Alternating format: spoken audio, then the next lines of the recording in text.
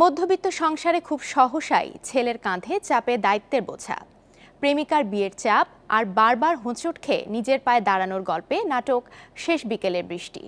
নির্মাতা জাফর শ্রাবণের পরিচালনায় শেষ হয়েছে নাটকটির দৃশ্য ধারণের কাজ।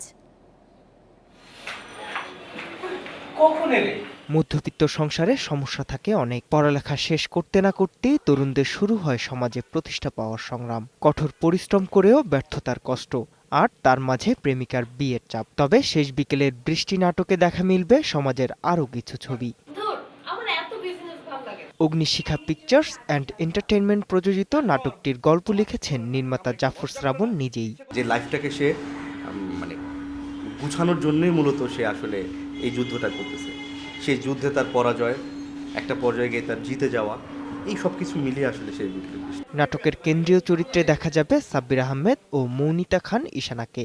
এছাড়াও অভিনয় করেছেন আশিস খন্দকার, কাজী উজ্জ্বল, রুহানি সালসাবিল লাবণ্য, আরফান অনিক, রাজু আহসান, জেনিফার পারশা, নিপা খান সহ অনেকে। এই নাটকের চরিত্রটি গড়ে উঠেছে একটা ছেলের পাওয়া না পাওয়ার একটা বিষয় নিয়ে। যেমন দেখা যাচ্ছে ছেলের স্টাডি শেষ হলো, এর মাঝে তার একটা গার্লফ্রেন্ড আছে, গার্লফ্রেন্ড আলটিমেটাম আছে যে তাকে আর্লি ঘরে তুলে নিতে হবে। খুব ডমিনেটিং একটা পার্সন গার্লফ্রেন্ড হিসেবে, কিন্তু অ্যাট দ্য সেম টাইম সে বয়ফ্রেন্ডকেও খুব ভালোবাসে, সাব্বির ভাই যে ক্যারেক্টারটা করছে রায়হানকেও খুব ভালোবাসে, আবার সে ওর পরিবারকেও খুব ভালোবাসে, বাবা মাকে না জানিয়ে বা পালিয়ে বিয়ে করা এগুলোর বিরুদ্ধে।